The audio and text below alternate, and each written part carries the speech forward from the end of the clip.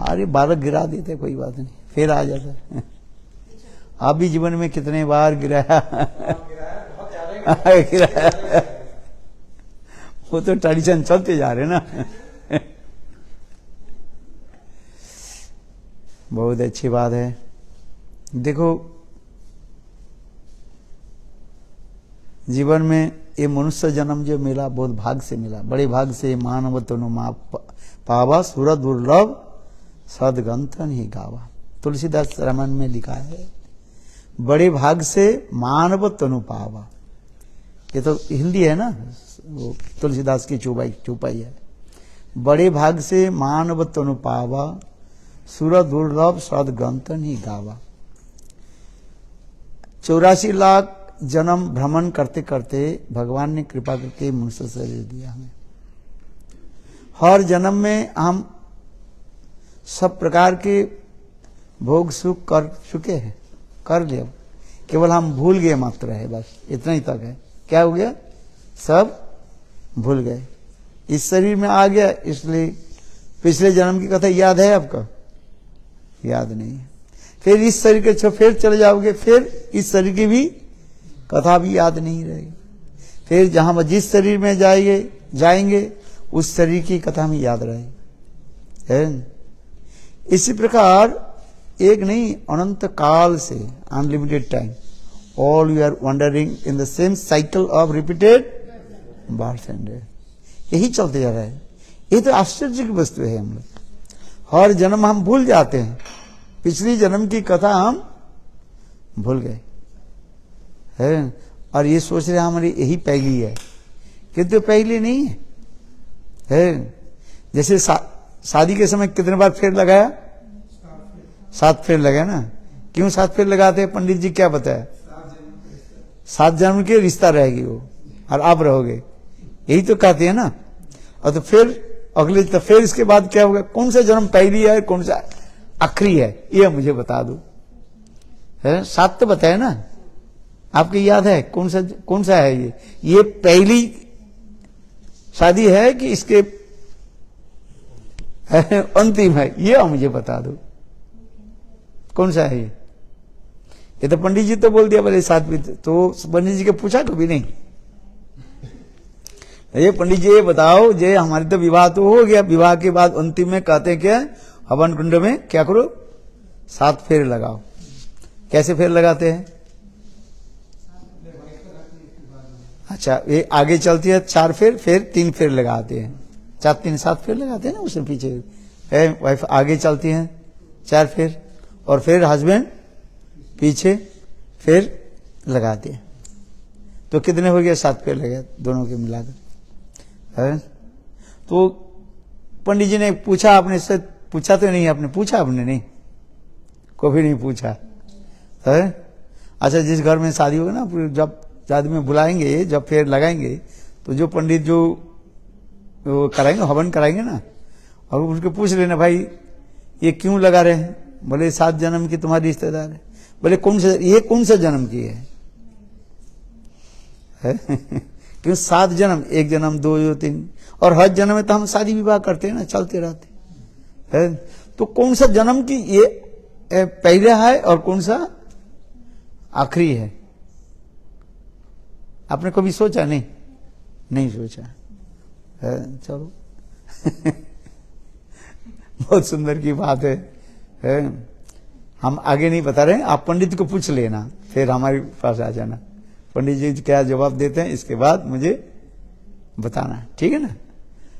तो हम इसलिए कह रहे हैं कि इस अनंत काल से, एक नहीं है, अंत काल से ही हम चलते जा रहे हैं। तावद जननम तावद मरणम तावद जननी जठरी सन, बार बार हमें चलते जा रहे हैं। इसके आदि अंत कहाँ है, कौन बता सकते? कोई नहीं बता सकते है। जन्म जन्म चलते जा रहे, जन्म तो कहाँ उसके अंतिम कहाँ है? किंतु देखो हमारे अंतिम जन्म तब हो जाता है जिस जन्म में हम सद्गुरु के चरणाश्रय कर लेते हैं। आप विश्वास करें न करें, जिस जन्म में आप गुरु के चरण आश्रय कर लोगे, वो जन्म तुम्हारी अंतिम जन्म माना जाता है और फिर दोबारा इस संसार में आना नहीं पड़ेगा। इसलिए कह रहे बड़े भाग्य से मानव तनु पावा, सुर दुर्लभ सद ग्रंथ नहीं गावा। सुर दुर्लभ, देवता लोग की भी दुर्लभ वस्तु है। हम तो पुण्य आदि करके देव स्वर्गलोक में देवलोक में जाना चाहते हैं, किंतु देखो देवता लोग भी कहते हैं, भगवान के इनकर प्रार्थना करते हैं, हे प्रभु कृपा करके मुझे ये पृथ्वी लोक में जन्म दे दीजिए। इसलिए कह रहे हैं देवता लोग की भी दुर्लभ ये मनुष्य शरीर है। दुर्लभो मनुष्य देहि दहीनं कणभंगुर तत्रापि दुर्लभ मन्ने वैकुंठ प्रिय दर्शनम। भागवत दुर्लभ मनुष्य देह, ये मनुष्य शरीर जो है अतीब दुर्लभ कहा गया है। अच्छा, वेरी वेरी रेयर। 84 लाख जन्म के बाद ये शरीर मिला और इस शरीर के यही तात्पर्य है हम संसार में रहते हुए कुछ भगवान के नाम कर ले बस, और कुछ करना नहीं है। गुरु चरणाश्रय करके प्रभु के एक बार नाम कर ले बस। इसलिए कहते हैं बड़े भाग्य से मानव तनु पावा, सुर दुर्लभ सदग्रंथ नहीं गावा।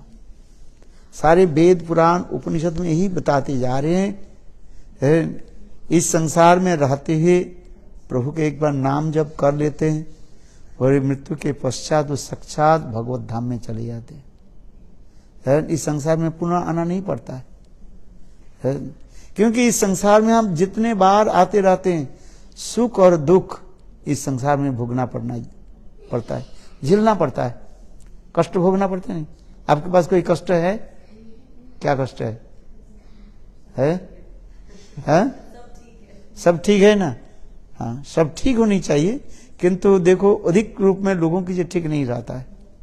जैसे आज मैं वो जो हमारे पास भक्त लोग आए थे वहां पर कथा बोलो, मैंने कहा देखो धनी दरिद्र कहे धनी सुखी और धनी कहे महाधनी सुखी, महाधनी कहे राजा सुखी, राजा कहे महाराजा सुखी, महाराजा कहे इंद्र सुखी, इंद्र कहे ब्रह्मा सुखी, ब्रह्मा कहे कोई नहीं सुखी, जो हरि के भजे वो सुखी है।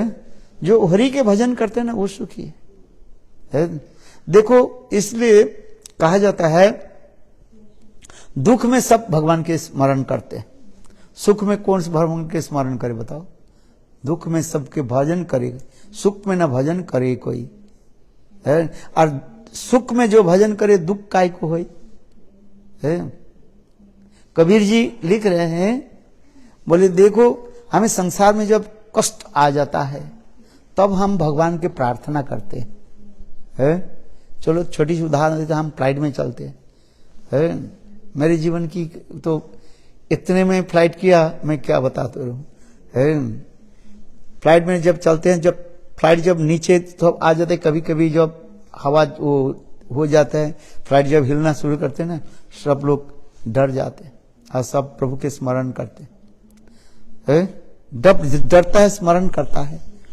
फ्लाइट तो कभी हिलता है ना, तब भगवान की स्मरण करता है। अनाउंस करते हैं ये आप बेल्ट को जो सीट बेल्ट को जो है बांध लीजिए, और फ्लाइट ऐसे ऐसे कर रहे, झज्जड़ शब्द भी होता है कि नहीं?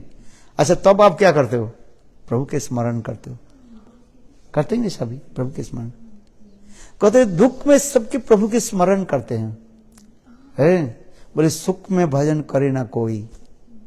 जब हमें धन संपत्ति स्त्री पुत्र परिवार अनेक प्रकार के सब प्रकार के धन प्राप्ति हो जाता है, तब हम भगवान की भूल करके बैठे रहते हैं। भगवान भी कहते हैं देखो हमें तुम भूल करके बैठे हो, मैं तुमको भी थोड़ा बहुत चेतना देता हूं। इसलिए भगवान कहते हैं हवाई जहाज जैसे वो हिला देते हैं ना, कभी कभी हमें हिला देते हैं। मतलब क्या है? कभी कभी हमें ऐसे संसार में कुछ दे देते हैं, हम ये हो जाते, विचलित हो जाते हैं, अनबैलेंस हो जाता है। तब हम भगवान की प्रार्थना करते हैं, प्रभु मुझे कुछ कृपा करो। किंतु हमारे कबीरदास जी कह रहे हैं दुख में सभी स्मरण करे, सुख में स्मरण न करे कोई। और सुख में जो स्मरण करे दुख काय को है। सुख में यदि आप भगवान के भजन करो, धन संपत्ति भगवान ने जो दिया उसी में रह करके संतुष्ट होकर के रह करके ये भगवान के भजन करो तो देखो दुख कैसे आ जाए। इसलिए जिस अवस्था में है उसमें ही रह करके थोड़ा प्रभु के भजन कर लो। प्रातः काल में उठ करके है नहा धो करके प्रभु के थोड़ा प्रणाम करो, भगवान के ठाकुर जी के भोग लगाओ, थोड़ा भगवान के स्तव स्तुति कर लो। पिछले बार आपके ठाकुर जी ने मैंने वो किया था, क्या बोले, प्राण प्रतिष्ठा भी किया। ठाकुर जी कितने सुंदर दिव्य ठाकुर जी है। अच्छा भी लगा आप लोग के घर में भजन किया था और भक्त लोग भी सब आए थे। तो हम इसलिए करें, ऐसे पवित्र गृह आपको मिला, सब कुछ मिल गया है, आपके पास कौन सा कमी है बताओ। मेरे तो सभी कोई कमी नहीं है। देखो कमी एक ही, यदि कोई कमी होता है ना लोग के मन की कमी हो जाता है। जितने भी धन आ जाए तभी कहते हैं मुझे और भी आ जाए आ जाए आ जाए। इस संसार में लोग की चाहत की कमी नहीं है, जितने भी आ जाए आ जाए आ जाए। किंतु देखो भगवान ने हमें जितने दिया है उसमें यदि संतुष्ट रहे तो दुख नहीं रहता है। इसलिए हमारे आचार्य पाद कहते हैं इस संसार में सबसे बड़ी चीज क्या है, संतुष्टि रूपी धुरी कहा जाता है। क्या बताया, संतुष्टि रूपी धुरी। जितने भगवान मुझे दिया उसमें प्रसन्नता रहना। किंतु उतना ही तो हमें मिलता ही है जितने हम करके आए हैं। आम देखो, आम के बीज लगाया, गुठली लगाया ना, क्या फल आएगा। आपके इधर कौन से बीज लगे, कौन सा पौधा लगाया, तुलसी नहीं, और ये आपके बगीचे में कुछ लगाया कुछ। अच्छा, जो बीज लगाया, जो पौधा लगाया वो बड़ा होकर वही तो फल और फूल देगा, फूल और फल तो देती है। इसलिए हमारे तुलसीदास जी कहते हैं देखो जो बबुल के बीज लगाया तो बबुल आएगा, बबुल समझते हो, कांटेदार जो होता है वही तो आएगा। जो आम के बीज लगाया वो तो आम की फल आएगा। तात्पर्य क्या है, हम जितने जैसे से हम कर्म करके आए हैं उस कर्म की फल हमें प्राप्ति हो रहा है। उसी प्रकार के अनुसार सब कुछ हमें प्राप्ति होता है, और अधिक भी नहीं है और कम भी नहीं है। हम जितने भी चाहें किंतु उतना ही हमें प्राप्ति होगा, मिलेगा जितने हम करके आए हैं। जितना मैं पुण्य किया उस पुण्य के फल हमें प्राप्ति होगी, जितने मैंने पाप किया उस पाप के फल हमारे पास है। पाप और पुण्य रूपी ये दो फल जो है हमारे पास चलते जा रहे हैं। इस शरीर रूपी एक वृक्ष माना जाता, पेड़ माना जाता है, और पाप और पुण्य रूपी दो फल हमें प्राप्ति हुई, और कुछ नहीं इसमें है। और उसी की कहा जाता है सुख और दुख है।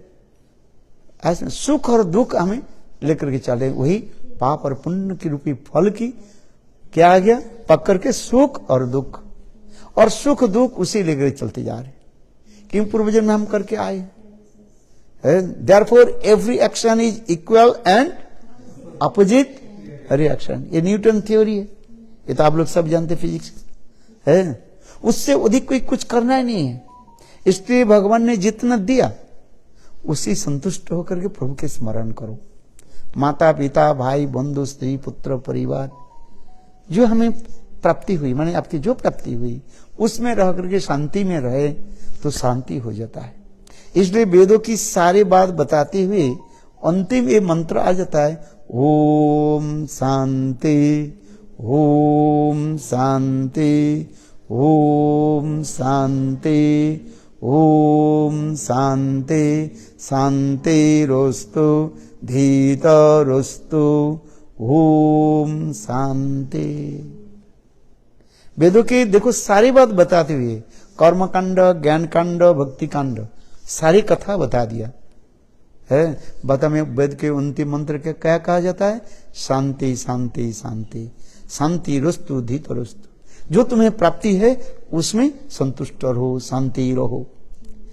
शायद आपके याद होगा उस दिन हमने जो आपके हवन किया, हवन के बाद में हमने मंत्र के द्वारा वो पानी छिटकाया, याद है। अरे ओम शांति शांति शांति शांति शांति, क्या कि नहीं। तो शांति के तात्पर्य, सारे वेदों की यही तात्पर्य है। हमें भगवान जितने दिया उसमें रह करके हम संतुष्ट रहे तो और क्या रहे। मन की हम जब तक कंट्रोल कर नहीं पाते हैं तब तक हमें दुख और सुख की झेलना पड़ता है। जो मन को कंट्रोल कर लेता है और उनके सुख दुख आने पर भी उनके कष्ट नहीं होता है। क्योंकि इस संसार में हम जो रह रहे हैं, इस संसार में तो देखो ठंडी गर्मी तो है ही संसार में। गर्मी के समय गर्मी होती है, ठंडी के समय ठंडी आता है, क्योंकि ये प्रकृति के नियम है। प्रकृति अपने नियम में चलती जा रही है। इस संसार में जितने भी वस्तु देखो सब अपने एक नियम से चलते जा रहे हैं। कोई बेनियम में नहीं चलता है, किंतु हम एक ही हम प्राणी है, मनुष्य है। हम उसके नियम का हम क्या करना चाहते हैं? तोड़ना चाहते हैं। किंतु जितने भी तोड़ोगे वो विपरीत रूप में आएगा। इसलिए इस संसार में रह करके प्रकृति के साथ हम चलते रहे। प्रकृति के दो अर्थ होता है। प्रकृति होता है स्वभाव है, और प्रकृति होता है ये संसार की जो क्रिया आदि, उसको भी प्रकृति कहा जाता है, नेचर है।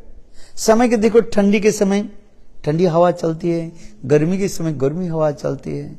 जैसे जैसे सीजन होता है उस सीजन के अनुसार फल फूल आदि आ जाता है। गर्मी के समय गर्मी के फल आ जाता है, ठंडी के समय ठंडी फल आता है। प्रकृति भी हमें उसी प्रकार सीजन भी किया, सृष्टि भी किया। इसलिए स्वयं भगवान गीता में कहते हैं, हे अर्जुन सुनो, मया दक्षिण प्रकृति स्वते सचराचरम हेतु अनेन कौन्तेय जगद्वि परिवर्तते। मया दक्षिण, अकॉर्डिंग माई गाइडेंस, कृष्ण कहते हैं मेरे अध्यक्षता से, अकॉर्डिंग माई गाइडेंस, ये प्रकृति जो नेचर जो है ये अपने आप कार्य करते रहते हैं और उसके अनुसार सभी चलते जा रहे हैं। हम प्रकृति के जब विपरीत चलते हैं तो अब वो बाधा आ जाते, कष्ट हो जाता है। हवा जिस तरफ आ रहे हैं, हवा उत्तर से दक्षिण की तरफ जा रहे हैं, दक्षिण की तरफ हवा प्रवाहित हो रहे हैं, किंतु आप उत्तर की तरफ जाओ विपरीत हो जाए, आपके मुख में वो लगेगा, कष्ट होगा। किंतु हवा उत्तर से दक्षिण की तरफ जा रहे हैं, साउथ की तरफ जा रहे हैं, आ जाओ तो हवा आपको क्या करेगा? आपको उसी तरफ आगे बढ़ा देंगे। और विपरीत तरफ आप जाओ, वही हवा आपके क्या करेगा? बाधा सृष्टि करेगा। तात्पर्य यह है, जीवन में हमें चल रहे हैं अनुकूल वायु के द्वारा है। अनुकूल वायु, अनुकूल वायु क्या है? संत महात्मा के संग, ये अनुकूल वायु है। अनुकूल वायु के साथ हम चलें, संत महात्मा की है उपदेश ही हमें क्या अनुकूल वायु कहा गया है। ये जब तक हम अनुकूल वायु के ग्रहण नहीं करते हैं, विपरीत वायु के माने विपरीत लोगों के संग करते हैं, तब माया हमें क्या करते हैं? दंड देते हैं। माया दक्षिण, सो गीता में भगवान यही शिक्षा दे रहे हैं, माया दक्षिण प्रकृति श्रुते सचराचरम हेतु उन्होंने कौन्तेय जगत भी परिवर्तती। जगत की जो सब कुछ चल रहे सब चलते जा रहे हैं। हम सब क्या देखो, ये पृथ्वी के घूर्णावर्तन किस लेफ्ट टू राइट होता है? आप एक लट्टू जानते हो क्या? जो हम छोटे छोटे थे ना, वो खेलते थे ना, ऐसे करके नीचे टॉल दें, इसमें थोड़ा ऐसे घुमा दो, वो ऐसे ऐसे घूमता रहता है। आप खेला कभी? छोटा छोटा है ऐसे नीचे जो ऐसे घूमता रहता है, स्प्रिंग करते रहते हैं। खेला आपने? आपके पास है? पृथ्वी की जो घूर्णन जो वो जो है ठीक उसी प्रकार चलती जा रही है। आप एक अनुभव करोगे, देखो आप जब मॉर्निंग वॉक में जाते हो ना, आप लेफ्ट टू हम राइट में जाते हैं, आप जब घूमोगे राइट टू लेफ्ट जब घूमोगे आपके अनुभव होगा, चलने में आपको कष्ट होगा। लोग इसको समझता नहीं है, किंतु आप देखो, अनुभव करके देखो। जब आप कहीं पार्क में जाओ, कहीं पर जाओ, जब घूमते हो ना, देखो लेफ्ट टू राइट ऐसे करके घूमो, देखो आप अति सहज में आप चल सकते हो, और जब उसके विपरीत रूप में ऐसे आओगे ना, थोड़ा आपके कष्ट होगा आपके, क्योंकि ये विशाल पृथ्वी है इसलिए आपको पता नहीं लगता है। किंतु देखो पृथ्वी ऐसे जो तेज से आप घूम रहे हैं आज में, किंतु हम लोग अनुभव कर रहे हैं जैसे हम रेलगाड़ी में बैठ जाता है, ट्रेन इतने द्रुत गति से चलते रहते हैं, हम विंडो से क्या देखते हैं, ये सारे पेड़ पौधे जितने भी घर संसार है सब क्या होते हैं, सब मेरे विपरीत दिशा की तरफ भगते जा रहे हैं। होता है कि नहीं होता है? देखा आपने? ट्रेन में बैठी कि नहीं, केवल हवाई जहाज में बैठा? ट्रेन में बैठो, कहां पर, कहां गए?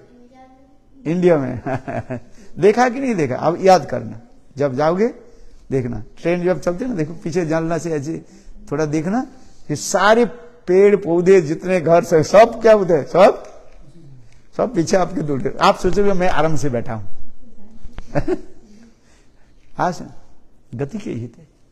ठीक उसे मैं ये उदाहरण इसलिए दे रहे हैं, इस संसार के लोग उसी प्रकार सोचते जा रहे हैं, मैं ठीक हूं। किसी को पूछो how are you, I am okay fine है, किंतु वास्तव रूप में उसके यदि पूछा जाए सभी उत्तर देंगे महाराज बड़ी दुखी हूं, मेरा ये है वो है फलाना है वो है, हजारों बात सुनाएंगे, बताएंगे नहीं बताएंगे।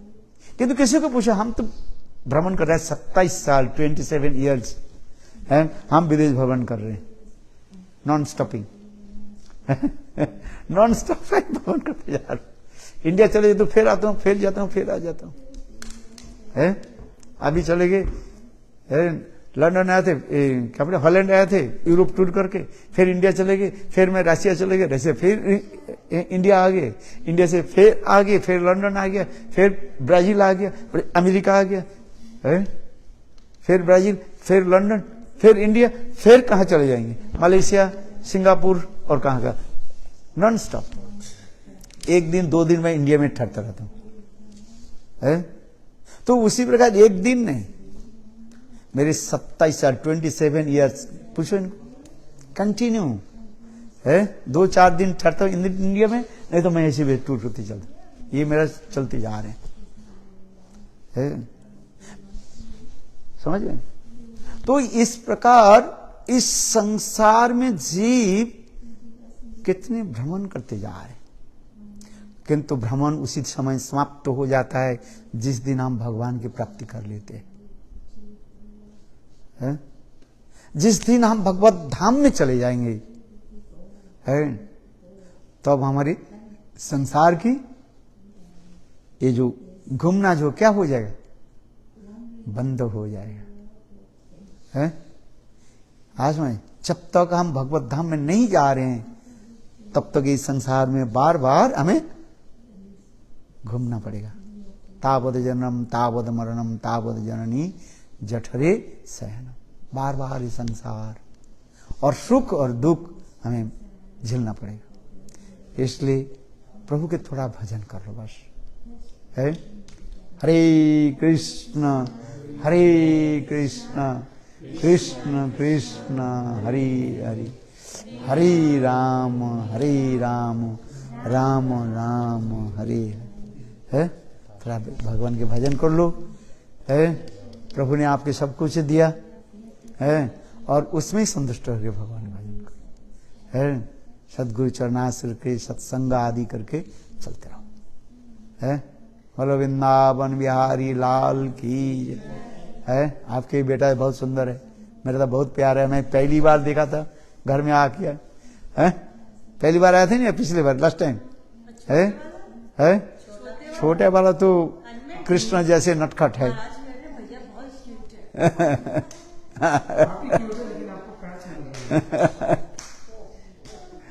बहुत अच्छा है।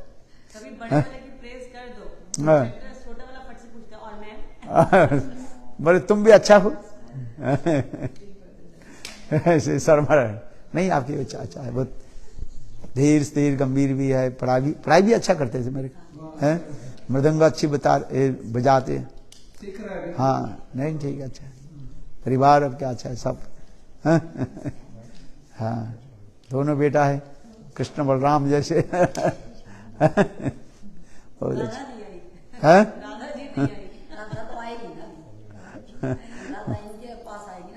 बोलो वृंदावन बिहारी लाल की जय। जय जय श्री राम। हाँ, अभी थोड़ा थोड़ा भोग लगा दी। हाँ तो भजन बोलो जय। हाँ हाँ, अभी 1:30 बजे ना।